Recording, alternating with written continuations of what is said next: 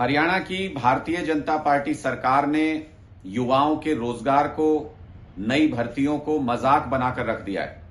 Court ने 5 फरवरी को हरियाणा सरकार को इजाजत दी कि वो ग्रुप सी की भर्तियों को करा सके, हजारों युवाओं को नौकरी दे सके, लेकिन सरकार ने उस छूट का गलत फायदा उठाकर गलत तरीके से मेरिट लिस्ट बना के, गलत तरीके से युवाओं को रोजगार की जद से बाहर रख के उस छूट का फायदा उठाया, जिसका नतीजा ये कि एक बार फिर इन भर्तियों पर कोर्ट की मार की तलवार लटक रही है।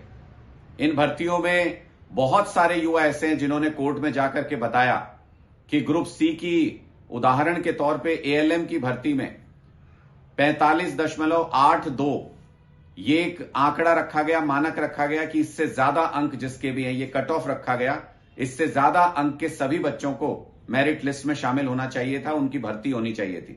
लेकिन 51 नंबर जिस बच्चे के आए हैं उसको भी लिस्ट से बाहर निकाल दिया। एसएससी का काम करने का तरीका देखिए, आयोग का काम करने का तरीका देखिए कि जिन बच्चों के नंबर ज्यादा हैं वो लिस्ट से बाहर हैं, जिन बच्चों के नंबर कम हैं वो लिस्ट के अंदर हैं। और फिर खट्टर साहब छाती पीटते हैं, ढोल पीटते हैं इस बात का कि हमारी सरकार में पर्ची खर्ची नहीं चलती। तो फिर जिन बच्चों का जायज हक बनता था, जिनके नंबर थे, खट्टर साहब वो बाहर कैसे हो गए? और जिन बच्चों के कम नंबर थे, खट्टर साहब वो अंदर कैसे हो गए?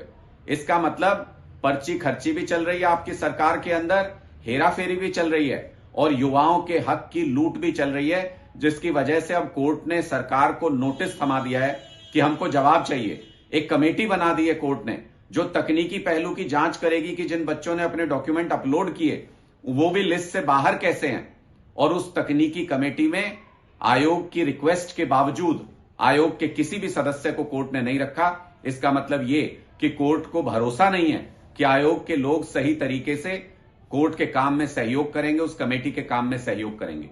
एक भी भर्ती, सीईटी का एग्जाम होने के बाद से एक भी भर्ती सही तरीके से खट्टर सरकार नहीं करा पाई है। हजारों लाखों युवाओं का भविष्य अधर में लटका हुआ है। खट्टर साहब कहते थे हर साल हम सीईटी का एग्जाम कराएंगे। 2022 में सीईटी का क्वालिफाइंग एग्जाम हुआ था। जो 3.5 लाख बच्चे उसमें क्वालिफाई हुए उनको भी अभी तक पूरा मौका नहीं मिला है। जितनी जॉब्स होती हैं उसके 4 गुना बच्चों को सिर्फ बुलाया जाता है सेकेंडरी टेस्ट देने के लिए। लेकिन जो 3.5 लाख बच्चों के बाद 6 लाख और बच्चे तैयार हो चुके हैं नौकरियां करने के लिए, जो अपनी 10वीं 12वीं या ग्रेजुएशन पास कर चुके हैं, उनके लिए कोई मौका नहीं है हरियाणा के अंदर। उनके लिए कोई एग्जाम दोबारा नहीं रखा गया खट्टर सरकार की तरफ से। इसका मतलब ये कि हरियाणा के युवाओं का नौकरी का जो हक है, जो जायज हक है, उसको खट्टर सरकार मार रही है। इनके बस की बात नहीं है नौकरी देना युवाओं को। ये बार बार ऐसी गलतियां जानबूझ करके ऐसी खामियां छोड़ते हैं कि भर्तियां कोर्ट में लटक जाती हैं। जब पेपर कराते हैं तो पेपर लीक हो जाते हैं। 40 से ज्यादा पेपर लीक इस सरकार में हो चुके हैं। कई बार ये लोग एडवर्टीजमेंट वापस ले चुके हैं और जानबूझ करके इस तरीके के काम करते हैं जिससे भर्तियां कोर्ट के अंदर लटक जाएं और इनको सरकारी नौकरी युवाओं को देनी नहीं पड़े।